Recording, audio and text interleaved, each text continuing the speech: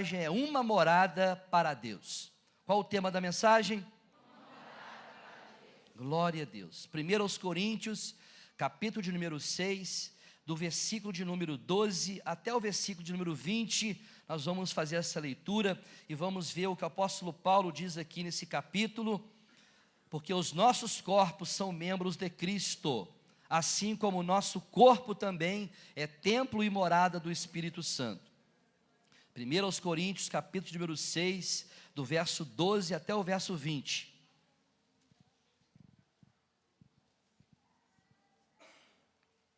Quem não achou está aqui no telão. Nós vamos ler, diz assim: todas as coisas me são lícitas, mas nem todas as coisas convêm. Todas as coisas me são lícitas, mas eu não me deixarei dominar por nenhuma. Os manjares são para o ventre e o ventre para os manjares. Deus, porém, aniquilará tanto um como os outros. Mas o corpo não é para a prostituição, senão para o Senhor, e o Senhor para o corpo. Ora, Deus, que também ressuscitou o Senhor, nos ressuscitará a nós pelo seu poder. Não sabeis vós que o vosso corpo são membros de Cristo? Tomarei, pois, os membros de Cristo e fá-los-ei membros de uma meretriz? Não, por certo. Ou não sabeis que o que se ajunta com a meretriz faz-se um corpo com ela? Porque serão, disse, dois numa só carne. Mas o que se ajunta com o Senhor é um mesmo espírito. Fugi da prostituição. Todo pecado que o homem comete é fora do corpo, mas o que se prostitui peca contra o seu próprio corpo. Ou não sabeis que o nosso corpo é o templo do Espírito Santo que habita em vós, proveniente de Deus, e que não sois de vós mesmos? Porque fostes comprados por bom preço. Glorificai, pois, a Deus no vosso corpo e no vosso espírito, os quais pertencem. Repita comigo esse versículo, todo mundo olhando aqui para o telão. Vamos ler aqui no telão, todo mundo, eu quero que você grave bem esse versículo. Porque fostes comprados, glorificai.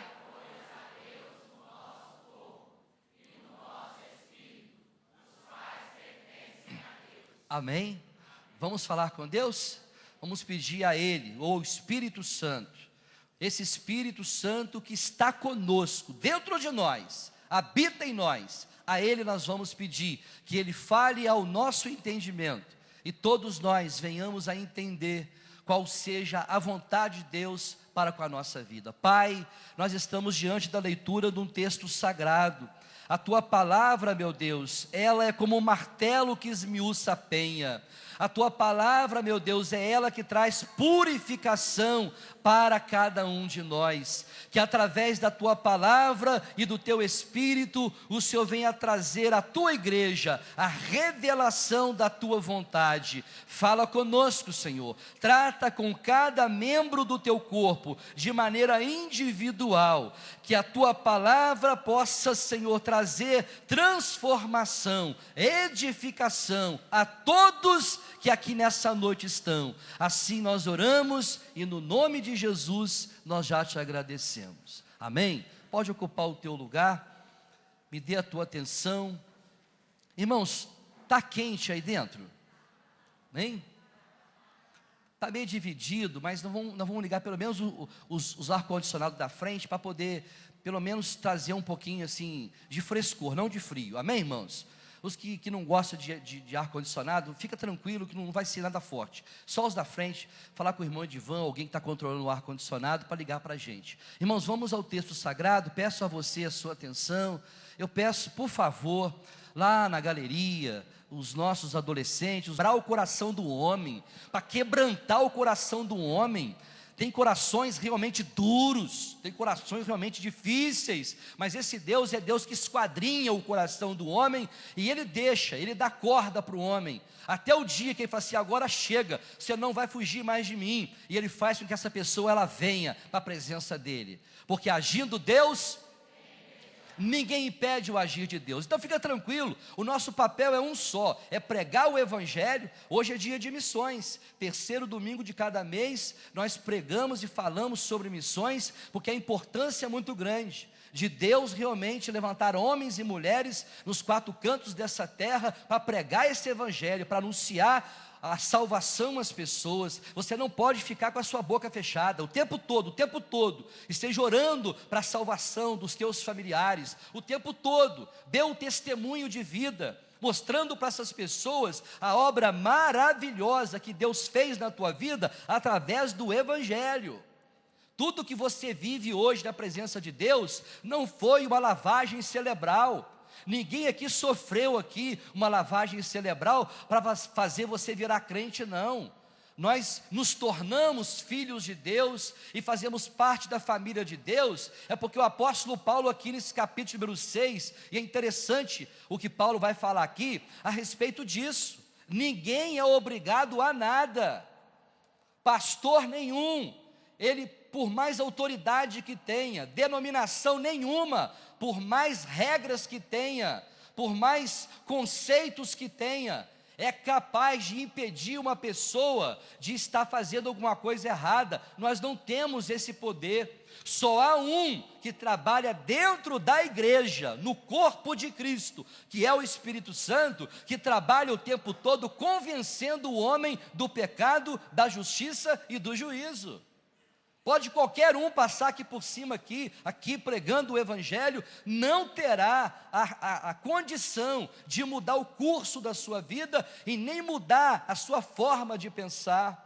Por isso que um momento como esse, numa mensagem, quando você vem à igreja, a gente se reserva de falar com os irmãos. Fique atento à palavra de Deus, fique atento àquilo que o Espírito Santo está comunicando contigo, porque aquilo que Deus fala através do pregador, aquilo que Deus fala através dessa palavra, serve de remédio para mim e para você, serve de transformação para o nosso caráter.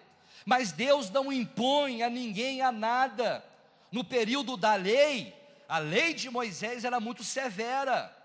A lei era algo tão pesado para o povo, que se o povo falhasse em alguma atitude dentro das normas da lei, a pessoa era punida mesmo. Havia alguns pecados do Antigo Testamento, onde a congregação de Israel, se eles pecassem, eles eram apedrejados em praça pública. Toda uma família era exterminada, todos eram mortos por causa de um pecado. Mas hoje não, meu querido, hoje não tem nenhuma punição não. Hoje você está vivendo o período da graça. Mas não é porque você está vivendo o período da graça que você vai se entregar ao pecado. Porque o apóstolo Paulo ele disse que onde abundou o pecado, superabundou a graça. Paulo está dizendo assim: não importa a natureza do teu pecado, o tanto do teu pecado, porque quanto mais pecado você tiver, mais graça Deus vai liberar para alcançar você. Mas depois que você alcançou a graça de Deus, que você recebeu a Jesus Cristo, nós não podemos usar dessa graça para viver no pecado. Agora é diferente. Vivendo o período da graça, nós precisamos valorizar agora esse momento tão sublime que nós vivemos, em contato direto com Ele. O tema dessa mensagem, falando sobre a morada de Deus, no Antigo Testamento, meu irmão, por deveras situações e ocasiões, Deus falou ao homem, mas por causa do pecado, houve um impedimento muito grande de Deus continuar tendo comunhão com o homem. Quando você lê lá no capítulo 3 de Gênesis, no capítulo 3, verso 7 e 8, no momento onde Adão, ele come do fruto e ele peca, e o Adão até então, todos os dias da viração do dia, o Adão conversava com Deus, o Adão era amigo de Deus, o Adão ouvia a voz de Deus, irmãos. Hoje nós temos dificuldade muito grande de ouvir a voz de Deus.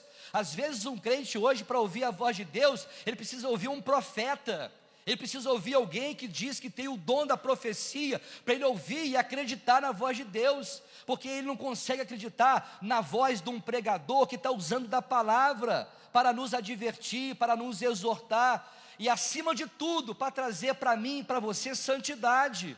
porque não há nenhum mecanismo, nenhuma técnica que faz o crente se tornar mais puro e mais santo. Só tem um meio do crente alcançar santificação, e esse meio é através da palavra de Deus. O salmista disse nas suas palavras: como um jovem, como um mancebo purificará o seu caminho? A resposta foi dada na hora, observando segundo a palavra de Deus. Então, através dessa palavra, nós conseguimos ter acesso diretamente ao Pai. Não precisa mais ter um sacerdote, não precisa mais ter um dia da expiação, não precisa mais imolar um animal para que os teus pecados sejam perdoados e você entra no lugar santíssimo. Não. O Senhor agora, Ele vive agora um novo tempo com o seu povo. No Antigo Testamento, nós vemos aqui, meus irmãos, Deus falando com Adão, e depois que ele pecou e saiu do jardim do Éden, Deus voltou a falar com Noé, depois Deus voltou a falar no capítulo 12 de Gênesis com Abraão, com Isaac, com Jacó, falou com José através dos sonhos e de visões, e Ele não parou de falar. Ele continuou se manifestando ao homem e deixando o homem conhecê-lo como ele é.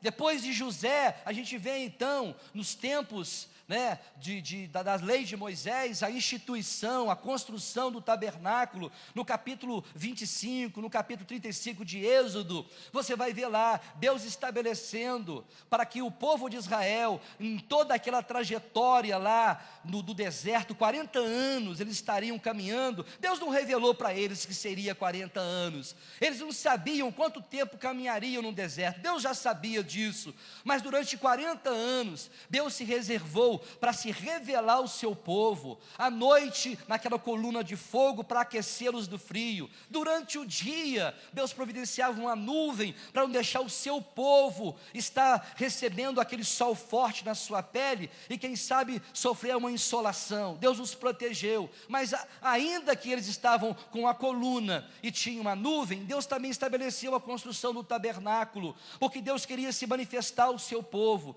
e Deus então dá ordem a Moisés, para que Moisés pudesse construir o tabernáculo. E o tabernáculo, ele foi construído, era uma tenda feita de madeira, de lona. Deus deu todos os utensílios, Deus deu a Moisés todas as orientações precisas, como o tabernáculo seria construído, porque ele se manifestaria dentro do tabernáculo, num lugar santíssimo. Isso foi construído. Aquele móvel portátil, aquela tenda portátil foi construída, e o povo de Israel então recebia a presença de Deus, através da presença de Deus dentro do lugar santíssimo. Só o sumo sacerdote, uma vez por ano, entrava no lugar santíssimo para apresentar os pecados do povo no dia da expiação. Dentro do tabernáculo foi colocado a Arca da Aliança, e dentro da Arca da Aliança, 3 elementos fundamentais para que a memória do povo de Israel sempre viesse a eles, fazendo com que eles se lembrassem do cuidado de Deus. Dentro daquela arca tinha as tábuas dos 10 mandamentos, a vara de Arão que floresceu, e o maná, alimento que Deus deu ao povo de Israel durante os 40 anos que eles caminharam no deserto. Deus proveu para eles o alimento, e Deus se manifestava no tabernáculo. Dentro do tabernáculo, um lugar santíssimo, Deus, ele se fazia conhecer com a sua presença, cuidando do povo. Era um lugar de adoração, onde o povo reverenciava. Mas esse tabernáculo, meu querido, com o tempo, depois que o povo de Israel passou pelo deserto, acabou-se o tempo que eles viveram no deserto, e eles conquistaram a Canaã, o lugar onde Deus havia prometido, no reinado de Salomão,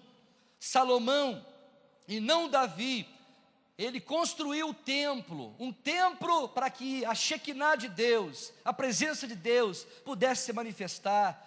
O que eu estou colocando para vocês aqui, de maneira bem assim, seguida, para você entender que Deus nunca se escondeu do seu povo, Deus não se esconde de nós, Deus se revela a nós como Ele é. Ele quer se deixar ser conhecido, Ele se revela a nós como um Pai. Não um pai que muitas às vezes olha para Deus, dizendo que Ele tem um chicote na mão, pronto para castigar. Não, meu querido. Antes de vir a justiça de Deus, vem o amor de Deus, porque o amor de Deus é longânimo, é grande demais.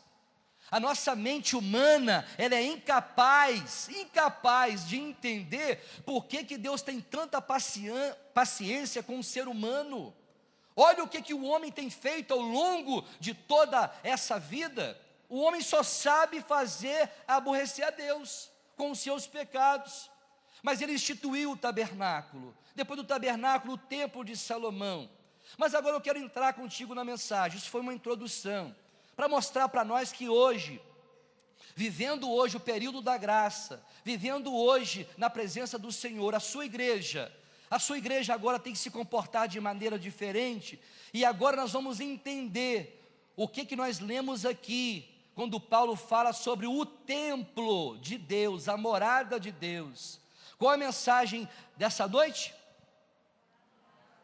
Uma morada para Deus. E Deus busca essa morada, desde que Adão saiu da morada que ele estabeleceu no Jardim do Éden, até os dias de hoje, ele continua essa morada. Mas eu quero ler contigo aqui um texto, no capítulo 7 de Atos dos Apóstolos, que o templo de Salomão, por mais esplendoroso que foi, por mais magnífico que foi, por mais que as pessoas iam, caravanas e caravanas, para ver a beleza daquele templo, no capítulo 7, na boca de um grande mártir, Estevão, esse diácono, um homem cheio do Espírito Santo, um homem sábio demais, aqui no capítulo 7 de Atos, onde ele estava realmente trazendo a defesa do Senhor Jesus Cristo, do Evangelho de Cristo e da graça que estava havendo sido estabelecida para o povo de Israel, e falando passo a passo tudo aquilo que o povo de Israel viveu, desde a saída lá do Egito até chegar a Canaã.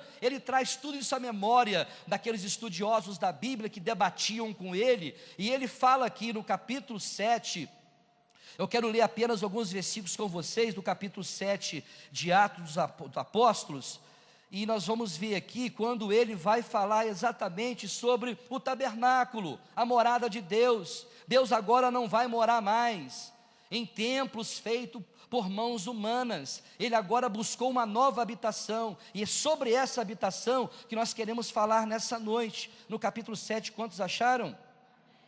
No versículo de número 44, ele diz assim: estava entre nossos pais no deserto o tabernáculo do testemunho, como ordenara aquele que disse a Moisés que o fizesse segundo o modelo que tinha visto, o qual nossos pais, recebendo-o também, o levaram com Josué, quando entraram na posse das nações, que Deus lançou para fora da presença de nossos pais, até aos dias de Davi, que achou graça diante de Deus e pediu que pudesse achar tabernáculo para o Deus de Jacó. E Salomão lhe edificou casa. Mas o Altíssimo, olha o versículo 48, mas o Altíssimo não habita em templos feitos por mãos de homens, como diz o profeta: o céu é o meu trono e a terra o estrado dos meus pés. Que casa me edificareis, diz o Senhor, ou qual é o lugar do meu repouso? Porventura não fez a minha mão todas essas coisas? Aqui, através da boca de Estevão estava ali trazendo a memória dos sacerdotes, daqueles estudiosos da Bíblia que debatiam com ele, e foi a respeito desse debate, onde eles não conseguiram de maneira alguma fazer com que Estevão pudesse estar errado em todo esse discurso. Eles levantaram um falso testemunho, levaram ele diante do sinédrio, diante dos sacerdotes, e ele foi apedrejado por falar a verdade, por pregar o Evangelho de Cristo Jesus. Então, naquele dia, o Estevão, ele mostrou um outro fato importante, que eu quero que a igreja nessa noite se atente, que Deus agora não habita mais em templos. Por mais que a gente queira que esse templo seja belo, por mais que eu queira colocar até ouro nesse chão para os irmãos pisar, Deus não habita mais em templos feitos por mãos humanas. Isso aqui não interessa para Deus. Um ar-condicionado, um auditório confortável, isso não interessa para Deus. O que é importante para Deus, meu querido, é um coração contrito, quebrantado, uma pessoa que se arrepende do seu pecado, porque ainda que nós não tivéssemos esse salão assim, tivéssemos aqui um lugar, nem lugar para sentar, mesmo assim, a presença de Deus faria dentro de nós, e não nesse templo. Ele não olha para esse templo, Ele olha para quem está dentro desse templo, que é eu e você, porque a importância para Ele agora é um templo para a morada dEle. Então o apóstolo Paulo, no capítulo de número 6, ele está dizendo aqui exatamente sobre isso, sobre essa nova morada. Deus, Ele precisa fazer com que nós, nessa noite, entendamos uma coisa, que o nosso corpo não é nosso mais. A partir do momento que uma pessoa, ela levanta a sua mão e ela recebe a Jesus como seu Salvador, ela começa a passar pelo processo do arrependimento, que é a metanoia, mudança de mentalidade. Ela vai para o segundo passo, que é a conversão, mudança de direção. Ela muda os seus caminhos. Ela vai para o terceiro passo, que é o processo da regeneração, o novo nascimento. O que Jesus falou com Nicodemos, é necessário você nascer da água e do Espírito. Quando o crente passa por esses processos, nós estamos sinalizando para ele, com as nossas atitudes, que agora a morada que ele precisa agora habitar, é o nosso corpo. Esse corpo aqui, ainda que seja um corpo falho, ainda que seja um corpo que a durabilidade dele não dura mais do que 80, 90 anos, mas enquanto houver um corpo aqui, e um corpo, que nesse corpo habita Jesus Cristo, esse corpo precisa ser a habitação também do Espírito Santo. Porque quando você recebe Jesus, você recebe também o Espírito Santo na tua vida.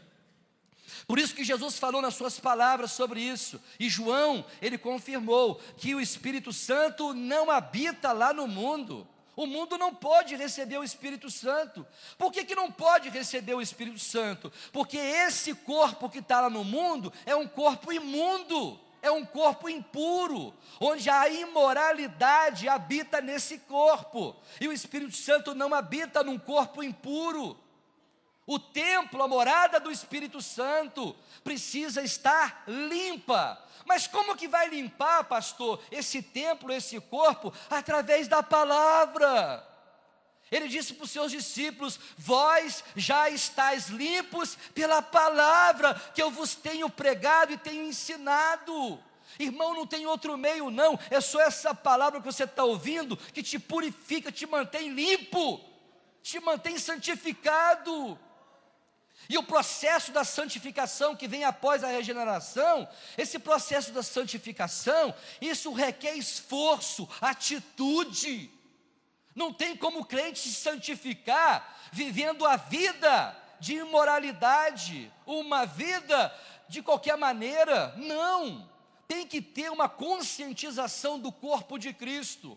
Se é verdade que hoje é dia de missões, e nós precisamos pregar a palavra de Deus para as pessoas lá fora, para os nossos entes queridos, e até mesmo para as pessoas que estão em Juiz de Fora, o primeiro passo que a pessoa olha na vida de uma pessoa que está pregando, a primeira coisa que ela olha é o seu testemunho. Sem testemunho todo mundo fica calado. Como que eu vou falar de Cristo se eu não tenho um bom testemunho?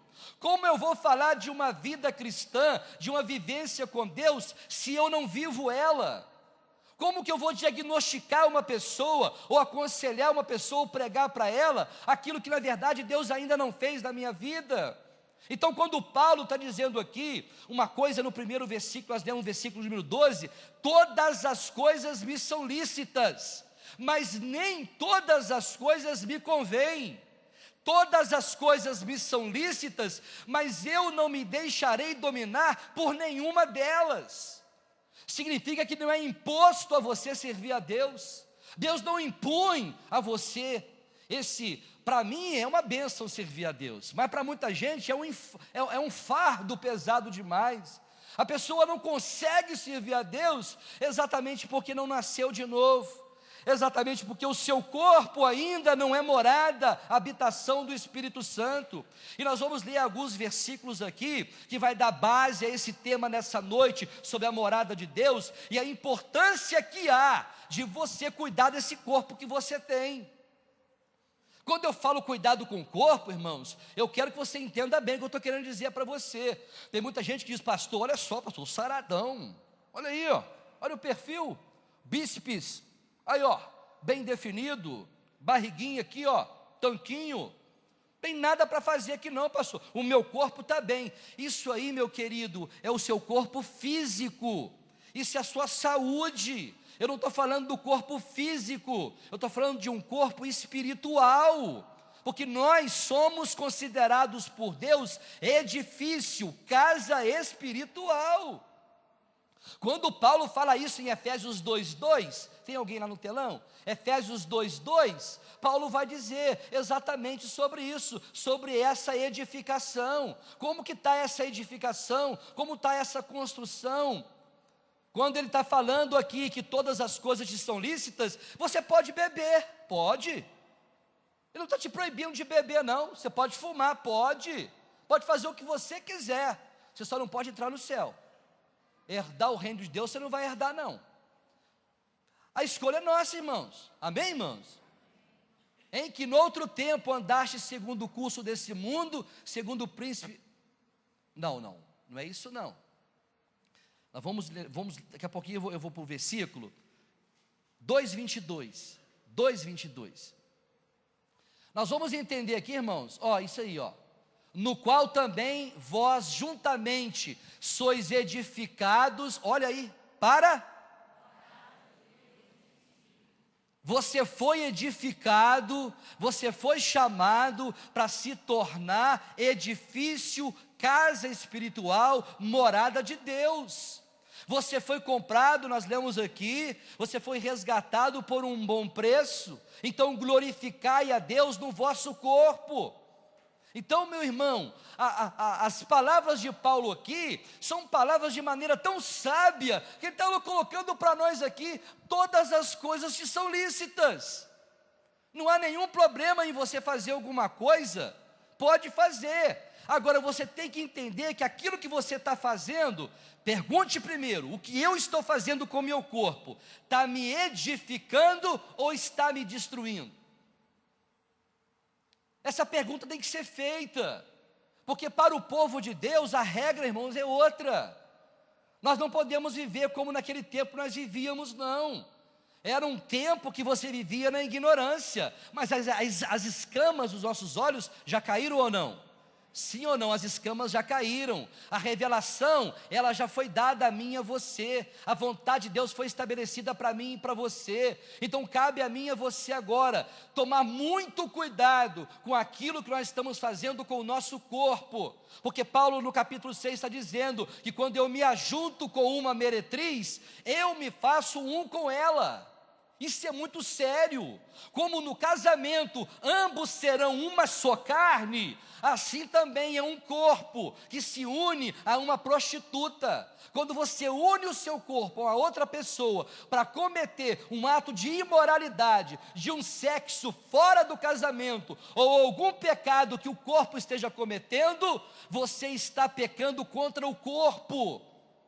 E você não pode pecar contra o corpo, porque esse corpo, estou dizendo o corpo do crente, esse corpo é morada do Espírito Santo. E você acha que o Espírito Santo mora em qualquer lugar?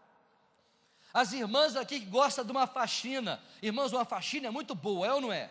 Apesar que não é todo mundo que gosta de faxina não, mas as irmãs que gostam de faxina, quando você começa a fazer uma faxina, você vai nos cantos das paredes, você vai debaixo do tapete, tira os arredos móveis do lugar, passa pano aqui, limpa ali, tira a teia de aranha, você faz a tua parte fazendo com que essa faxina limpe toda essa casa. Assim também, meu querido, não espere que Deus ele venha até você e limpe o seu interior, porque o nosso interior, o nosso corpo, é nós que precisamos tomar essa atitude. Esse templo que agora somos nós, morada do Espírito Santo, nós temos que olhar bem para aquilo que nós estamos praticando. Todo pecado que uma pessoa ela cometa, que seja fora do corpo, porque aquele que peca com o corpo está pecando contra o templo do Espírito Santo. E certamente Deus pode o destruir, porquanto você está profanando a morada de Deus.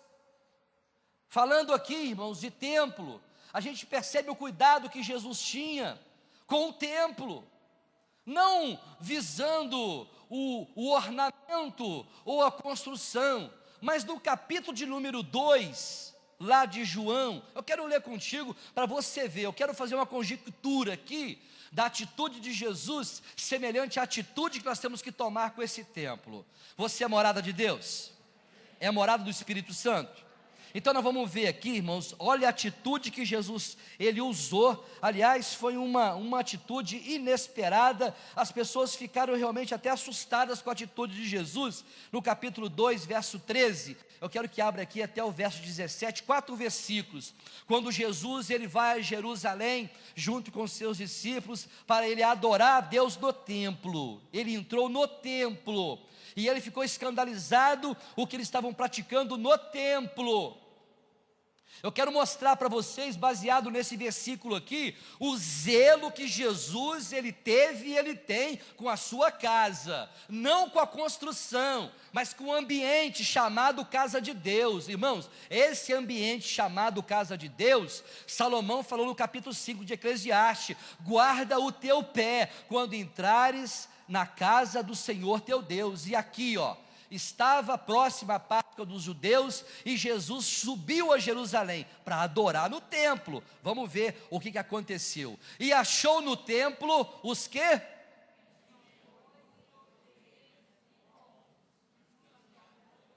E achou no templo aqueles que estavam vendendo bois. Volta um pouquinho aí. Dentro do templo, estava vendendo os bois, as ovelhas, os pombos da oferta, do sacrifício, e os cambiadores assentados. Versículo 15: e tendo feito um azorrague, ou um chicote de cordéis, lançou todos fora de onde? Também os bois e ovelhas, e espalhou o quê? De quem? E derrubou as mesas. Versículo 16: e disse aos que vendiam pombos: tirai daqui estes, e não façais da casa de meu pai casa de quê? Versículo 17: e os seus discípulos lembraram-se do que está escrito: o zelo da tua casa me devorou. Significa que Deus, ainda que não habite em templos feitos por mãos de homens, mas Ele continua sendo o mesmo, que zela por esse ambiente, por essa casa, porque essa casa um dia foi consagrada como casa de oração, o lugar onde você vem para ouvir a palavra de Deus, para prestar o teu culto a Deus. Se Jesus ele chegasse hoje, nos templos hoje com chicote, você acha que ele ia esconder o chicote, ou ele ia passar o chicote em muita gente? Por que isso aconteceu? É porque dentro desse templo em Jerusalém, havia os sacerdotes, os levitas, que cuidavam do templo, mas eles estavam ali a serviço de Jesus, do Pai, para fazer com que naquele templo pudesse ser apenas para adoração. Mas mudaram a coisa. Dentro daquele templo, com o consentimento do sacerdote, estavam dentro desse templo cambiadores, ladrões, salteadores, vendendo coisas que não poderiam ser vendidas dentro do templo. Se queria comprar animal, que comprasse numa lojinha próxima, ou num curral ou numa fazenda, mas dentro da casa de Deus não era lugar de se vender nada. Como aqui nós estabelecemos isso, meu irmão. Pelo tempo que eu permanecer nessa casa, dentro dessa casa, esse templo será para um objetivo só, para adoração a Deus. Para você entrar aqui e entender, ainda que Deus não habite nesse templo, mas esse lugar é para adoração a Deus, para servir de culto para Ele. Ele chegou lá e ele viu realmente o que fizeram com a casa do pai. Uma casa que era para ser casa de oração, virou uma casa de negócio. Então que aqui nesse lugar, eu gostaria que pelo tempo que eu estiver aqui, eu gostaria que nem aqui dentro, nem no portão, permanecesse ninguém vendendo nada. Quer comprar um lanche? Vai na lanchonete próxima daqui, vai em Benfica, vai onde quiser, mas desse lugar aqui vai ser reservado só para isso, para adorar, exaltar e ouvir a voz de Deus para o nosso coração. Agora eu quero trazer para dentro desse texto aqui a atitude de Jesus. E quando ele chegou lá, ele pôs aquele monte de gente para fora. Em outro texto, não aqui o texto de João, diz que quando ele colocou aquela cambada de ladrão para fora, entrou Jesus e os seus discípulos, e atrás de Jesus tinha uma multidão, tinha coxos, tinha cegos, tinha pessoas com enfermidade, e diz o texto sagrado, que eles naquele dia, no momento que Jesus purifica o templo, naquele momento Jesus os curou. Significa para a obra de Deus acontecer na nossa vida, nós temos que limpar o templo, nós temos que fazer a nossa vez. Jesus, se tivesse hoje chegar, não no templo hoje, porque se ele chegasse ele ia ficar assustado com os templos e o que estão fazendo com os templos e com os púlpitos, mas se Jesus chegar agora, vamos trazer agora a realidade. Jesus chega agora com um chicote, e ele vai entrar agora dentro do templo, que é eu e você. Como é que está esse templo? Como está esse templo? Será que dá tempo de você jogar os cambiadores para fora? Será que dá tempo para você jogar algum ato de adultério para fora? Porque Jesus está chegando? Não dá. Quando ele chega na nossa vida com esse chicote, e o chicote eu quero te falar que simboliza a presença do Espírito Santo, para que esse Espírito Santo ele possa habitar dentro de nós temos que fazer, meu irmão, nós temos que fazer a nossa parte. Pega uma vassoura, pega uma pá e começa a limpar esse teu interior, porque Jesus ele disse isso, que o que contamina o homem não é aquilo que entra, não é o que entra, porque o que entra sai. O que contamina o homem é aquilo que sai da nossa boca, o que está no interior do coração do homem.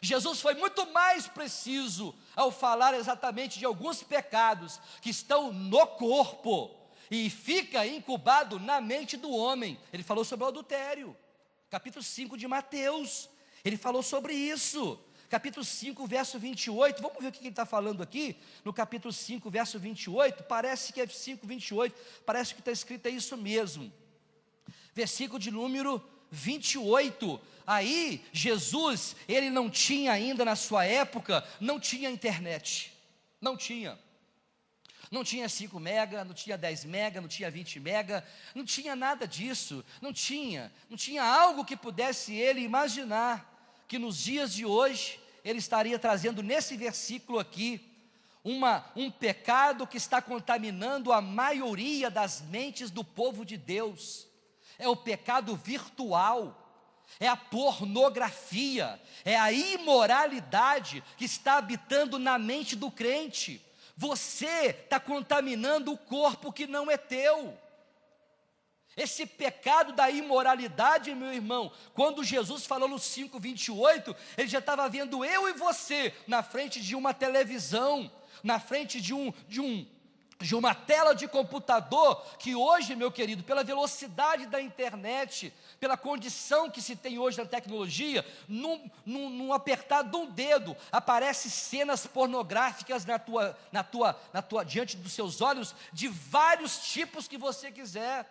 Essas coisas, Jesus já tinha alertado sobre elas, sobre a imoralidade que não poderia fazer parte do corpo, e ele disse no versículo 28, está aqui o 28, porque nós imaginamos que o adultério, o que é o adultério? É eu deitar com outra mulher que não é a pastora Elza, isso é um adultério, para mim é um adultério, para você é um adultério. Jesus foi além disto, ele pesou a mão de um tal jeito, que ele conhecia qual era a mente e a intenção que uma pessoa teria em relação a uma pessoa diante dos seus olhos, seja em termos visuais ou em termos virtuais. Eu, porém, vos digo que qualquer, ele não está dizendo, meu querido, o crente ou o mundano, qualquer que atentar numa mulher. Por que ele falou mulher e não falou homem? Por quê, irmãos? Curiosidade, né? Por que Jesus falou que seria o homem e não seria a mulher? Porque o homem é por aquilo que ele está vendo.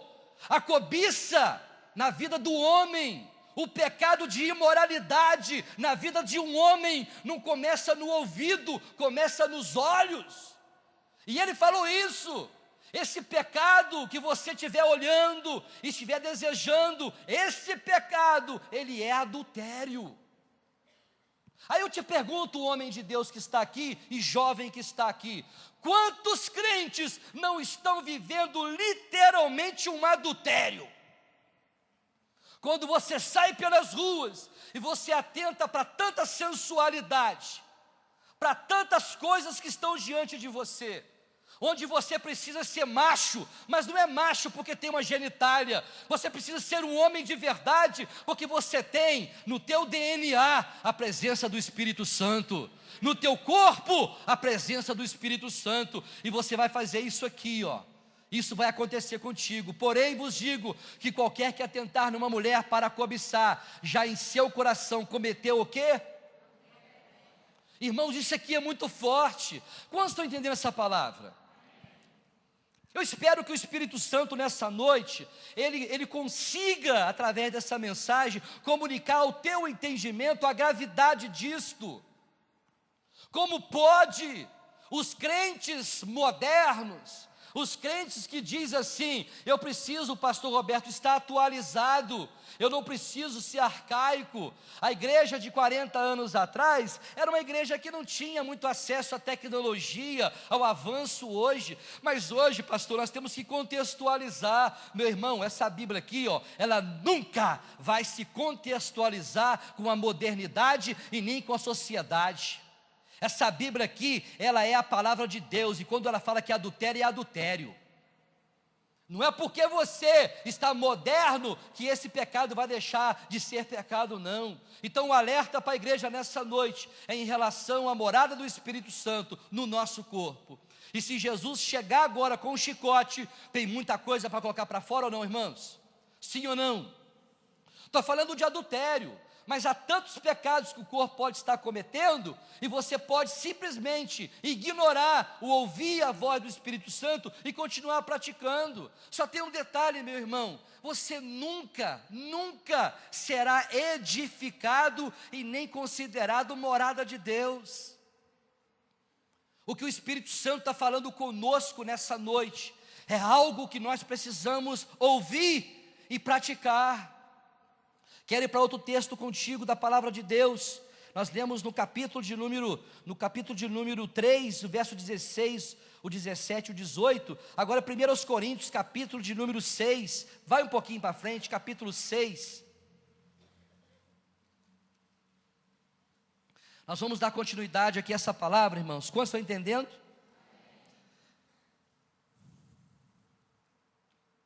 Acharam o capítulo 6? 1 Coríntios capítulo 6, verso 16 ao 18, 6 a 18, 16 a 18, esse nós lemos agora. Volta um pouquinho no capítulo 3, então versículo 16 e 17, 1 Coríntios capítulo 3, versículo 16 e 17, ele está dizendo assim, olha só, não sabeis vós que sois o templo de Deus, e que o Espírito de Deus habita em vós? Se alguém destruir o templo de Deus, Deus o destruirá, porque o templo de Deus que sois vós é santo. Por que ele disse que esse templo é santo, ainda que o nosso corpo realmente, irmãos, em tantas vezes peca? Quantas vezes a gente desliza num certo acidente do pecado, mas ele continua dizendo que é santo, porque ele separou um povo para si, ele separou eu e você para que nós venhamos a praticar santidade. Ele nos separou para nós sermos mais parecidos com ele. Ele nos chamou de uma vida tão imunda para fazer com que eu e você pudéssemos viver em santidade diante dele. Só tem um detalhe importante que Paulo vai falar em 1 Tessalonicenses capítulo 4, a respeito do vaso. Cada um precisa conservar o seu vaso em santidade. Santificação é individual, assim como a salvação também é individual. Pastora Elza, eu tive um sonho com ela um tempo atrás, irmãos, que eu fiquei assustado. Eu tinha sonhado que ela tinha sido arrebatada, e eu bati a mão do lado, não via ela, cacei, meu Deus, o que eu vou fazer aqui agora? E de repente eu vi aquele susto e acordei e falei, não, isso é sonho, porque ela estava lá. No sonho eu pensei, ela foi, e eu fiquei, fui, não, misericórdia. E não adianta querer pegar no pé não, porque não sobe não, meu querido. Nessa hora muita gente vai caçar a esposa santificada, o esposo santificado, mas salvação é individual. Por que Deus dá muito, muito a um e não dá nada a outro? Exatamente por causa disso. Porque a habitação de Deus, que é o nosso corpo, a morada do Espírito Santo, essa casa tem que estar limpa e adornada. Adorne a tua casa nessa noite. Olha para essa casa, quando Paulo fala no momento da ceia, se nós julgássemos a nós mesmos, não seríamos julgados, mas quando nós somos julgados por Deus e repreendidos por Ele, é para não sermos condenados com esse mundo. Olha para a tua casa, essa casa espiritual, morada e habitação do Espírito Santo, limpa ela pelo amor de Deus. O nosso culto, meu querido, o nosso servir a Deus não pode passar de ser apenas uma tradição religiosa, um ritual religioso. Quanta gente que vem numa igreja num domingo como esse para dizer assim, nossa, eu estou tranquilo, desencargo de consciência, pelo menos no domingo eu fui na igreja, mas veio fazer o que na igreja? Veio ser mais um religioso? Ou você veio ouvir a voz de Deus e colocar essa voz que ecoa a todo momento através do Espírito Santo em prática? Como nós nessa noite, diante de um discurso desse, de uma palavra como essa, você vai sair por essas portas e continuar o teu corpo com imoralidade, os teus pensamentos o dia todo alimentando a imoralidade? Como faremos isso, meu irmão? Nós precisamos parar essa fase da nossa vida de viver no pecado e achar que esse pecado não trará consequência. Esse pecado trará consequências para cada crente. Que o Espírito Santo nessa noite confirme essas palavras na tua mente, e você procure a partir de hoje fazer que essa morada, o teu coração, o teu interior, seja a morada do Espírito Santo. Que esse vaso, 1 Tessalonicenses, Paulo vai falar sobre esse vaso, um vaso que não pode ser usado de qualquer maneira. 1 Tessalonicenses capítulo 4, verso 3 e verso 4, daqui a pouquinho estamos terminando essa mensagem, quantos estão entendendo?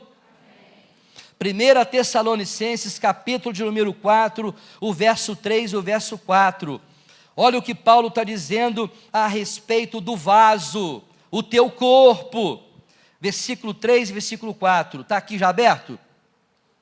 Porque esta é a vontade de Deus, a vossa, que vos abstenhais de quê? Aqui está fornicação, e essa fornicação que está aqui escrita, que também tem o mesmo sentido de pecados na carne, mas aqui fala um tipo de pecado bem comum na vida do jovem. O que a sociedade aprova hoje? A sociedade aprova hoje o jovem pegador. O jovem tem que ser pegador. Aliás, os meninos não estão pegando mais não, quem está pegando é as meninas. As meninas estão pegando mesmo, chegando e assim, olha, se você não deitar comigo, tu não é macho não. Para ser macho, para realmente o pessoal te aprovar no bando e no grupo, você tem que deitar comigo. Irmãos, eu estou escandalizado, porque na minha época, que eu servi a Deus, e eu aceitei Jesus com 9 anos de idade, e quando eu tinha mais ou menos uns 20, 22 anos, dentro da igreja, me chamaram de homossexual. Falaram comigo, e essa palavra, por incrível que pareça, veio de alguém que eu não esperava nunca vir. A pessoa chegou para mim e falou comigo assim, me chamou num canto e falou comigo assim, deixa eu te falar uma coisa, o que está acontecendo contigo? Eu falei, por quê? Rapaz, você não está vendo esse monte de menina dando mole para você? Você não está vendo essas moças quase esbruçando em cima de você? Se eu fosse você, rapaz, cada dia eu pegava uma. Fala a verdade. Você não gosta de mulher não, né? Você gosta de homem, fala a verdade. Não, só para mim aqui, confessa aqui agora. Deus vai até perdoar o teu pecado, mas você é ou não é gay? Eu falei, rapaz, eu não sou gay não. Eu não sou gay, eu não sou homossexual, eu sou homem. Mas por que você não pega? Porque eu não posso me contaminar com isso. Se eu cair nesse pecado aí, eu vou dar legalidade para a carne, e a minha vida vai se tornar uma vida sem a presença do Espírito Santo. Ele não aceitou isso, meu irmão, e ele começou a espalhar isso, irmãos. Eu fiquei envergonhado, eu tive que sair da igreja. Eu saí dessa igreja, eu não pude ficar. Como é que eu ia falar com ele que não era gay? Como é que eu ia provar para ele? Não tem como provar. Teve um homem aqui que tinha o espírito do Todo-Poderoso, José. Ao entrar na casa de Potifar, Potifar confiou a ele, não a sua casa, os seus bens, e confiou a coisa mais importante que ele tinha, a sua esposa. José cuidava de tudo de Potifar, e cuidava da mulher de Potifar.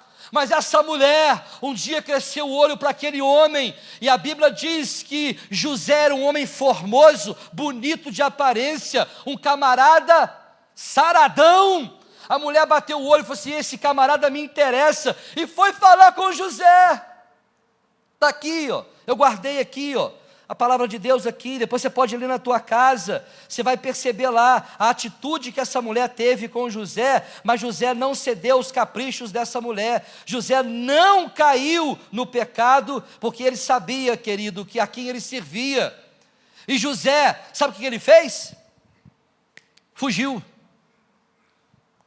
Presta atenção numa coisa, diabo, demônios, a gente expulsa. Não tem demônio que chega diante de você e você expulse, não expulse, pelo poder do nome de Jesus. Mas o pecado da carne, fuja do pecado da prostituição.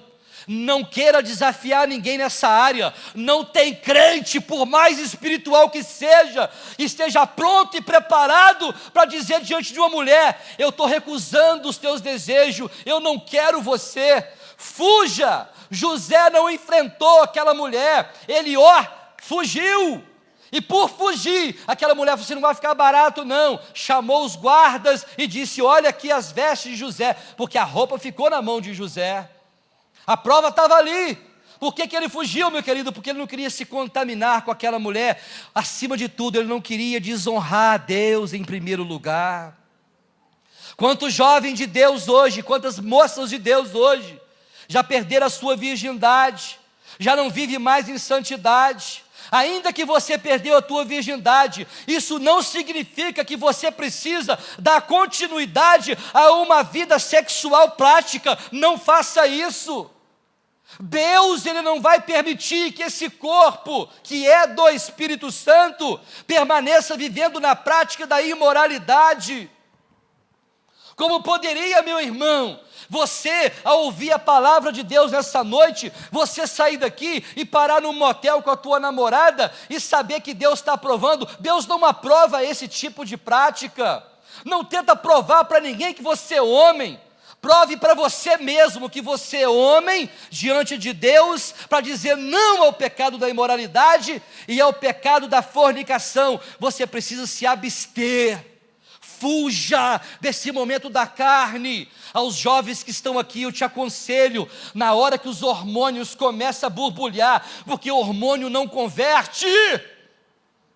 Não fala comigo, e quando você abraça a tua namorada, estou falando aqui para a igreja, quando se abraça a tua namorada e começa com as carícias, meu irmão, tomar cuidado. É esse momento que o jovem acaba cedendo às carícias, cedendo à tentação, e você cai no pecado do sexo. Se você não pode se conter, marca o teu casamento, meu irmão, porque casamento é para macho. Casamento é para macho. Hein, pastora Elza? Macho. Agora eu posso falar com vocês, eu sou macho. Quando eu casei com ela, meu irmão, ela também tem um testemunho para dizer, vou contar em rápidas palavras. Sabe o que diziam para ela? Você é sapatão. Verdade? Ela recebeu vários nomes. Você é sapatão, você não gosta de homem, você gosta de mulher. Esse papo, meu querido, é fazer com que você desvie o teu olhar da santidade de Deus. Mas valeu a pena, né? O macho casou com uma mulher e nós temos 2 filhos abençoados. Monsil falou isso aqui ontem, né? Ô, meu filho, faz isso aí, rapaz. Daqui a pouquinho você vai me dar 3 filhos. Está longe, irmão Silvio, mas vai dar em nome de Jesus, né? Então, irmãos, não precisa provar para ninguém. Prove para você que você está dizendo sexo não na tua vida, porque você quer santidade ao Senhor. Continua o versículo número 4. Quantos estão entendendo? Estou quase terminando. Quantos estão cansados? Que cada um de vós saiba o quê? Isso aqui, meu irmão, que é o segredo da coisa. Cada um de vós saiba possuir o seu vaso em santificação. É contigo. É você que vai tomar a decisão. Lembra aqui das primeiras palavras de Paulo: todas as coisas te são lícitas. Mas na hora de você realmente cometer algum pecado no corpo, pensa bem, que não vale a pena você servir a Deus, estar aqui diante de Deus e viver uma vida de pecado, de imoralidade. 2 de Pedro, para a gente encerrar, 1 de Pedro, capítulo de número 2, versículo de número 5, olha que Pedro está confirmando aí, meu irmão. 1 Pedro, capítulo 2, versículo 5, ele vai estar confirmando exatamente, meu irmão, sobre essa casa espiritual. Eu acho lindo demais o que a palavra de Deus revela para nós, e o cuidado de Deus que Ele tem com a sua igreja, porque nós não podemos mais viver, meu irmão, dentro da igreja como mais um no meio da multidão. Versículo de número 5, o quarto primeiro, versículo 4 e versículo 5 de 1 Pedro capítulo 2, versículo 5, está dizendo assim, o 4 e o 5, e chegando-vos para Ele, pedra viva, reprovada na verdade pelos homens, mas para com Deus eleita e preciosa. E o versículo 5, vós também, vós quem? Para aqueles crentes daquela época e para nós que um dia estaríamos aqui ouvindo essa palavra, vós também, como pedras vivas, sois edificados o quê? E sacerdócio santo, para oferecer sacrifícios espirituais, agradáveis a Deus por Jesus Cristo. Casa espiritual somos nós.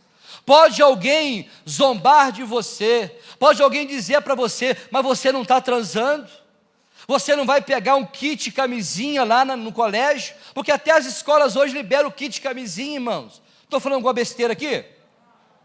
Você vai no posto de saúde, pode procurar lá. Tem um kitzinho camisinha? Tem um kitzinho, está sobrando aqui. Leva uns 3 ou 4, põe um na carteira. Põe 2, que sabe um falhar, você tem o outro. O conselho hoje para a juventude é você praticar sexo à vontade. E outra, sem moderação. Pode fazer sexo quanto você quiser. E é por isso que os nossos jovens que estão aqui, nossos adolescentes e os nossos juniores, você precisa ouvir uma palavra como essa e entender que desde cedo você precisa servir a Deus com o teu corpo. Mãe e pai, toma cuidado com esse celular que está na mão do teu filho, porque se você põe um celular na mão do teu filho e dá a ele 5 mega, 20 mega, 30 mega, e você não dá lei nenhuma para ele, é bem capaz dele pegar o teu CPF e lançar lá num site pornográfico e entrar em coisas imorais, na tua casa. Então que essa palavra nessa noite, meu irmão, possa fazer eu e você entender que nós fomos comprados por um bom preço e vamos glorificar a Deus no nosso corpo. Que esse corpo não seja morada de demônios, que esse corpo não seja morada do pecado, que esse corpo o tempo todo possa glorificar a Deus. Amém, irmãos? Que Deus olhe agora para dentro de você. E nós vamos fazer uma oração agora. Pessoal do louvor, por favor, vem para cá, nós vamos fazer uma oração. Uma oração, meu irmão, que é individual. Só você e ele. Só você e ele. Eu não tenho um raio-x aqui nessa noite. Mesmo o teu esposo, mesmo a tua esposa, por mais que te conheça, não sabe o que está dentro desse corpo, não sabe o que está na tua mente. Só você sabe o que está na tua mente. Só você sabe. Eu estou dizendo para alguns crentes aqui, há alguns crentes aqui que estão lutando literalmente, dia e noite, contra a imoralidade, contra a pornografia. As pesquisas já apontaram que a pornografia passou a ser uma doença na mente das pessoas. As pesquisas apontam que tem que ter um tratamento na mente das pessoas para poder mudar isso. Pessoas que estão se relacionando na internet, através da internet, praticando imoralidade. Há homens que olham para uma cena na internet, uma cena pornográfica, com a sua esposa, não consegue ter uma relação sexual, mas diante de um vídeo de internet ele consegue ter uma relação sexual com uma pessoa que está do lado de lá. Virou uma doença. Irmão, essa doença tem cura. O sangue de Jesus é poderoso para purificar mentes e corações. Se ponha de pé na presença de Deus. Quem sabe, meu irmão, essa palavra nessa noite, ela falou contigo. Essa palavra trouxe para mim e para você um entendimento.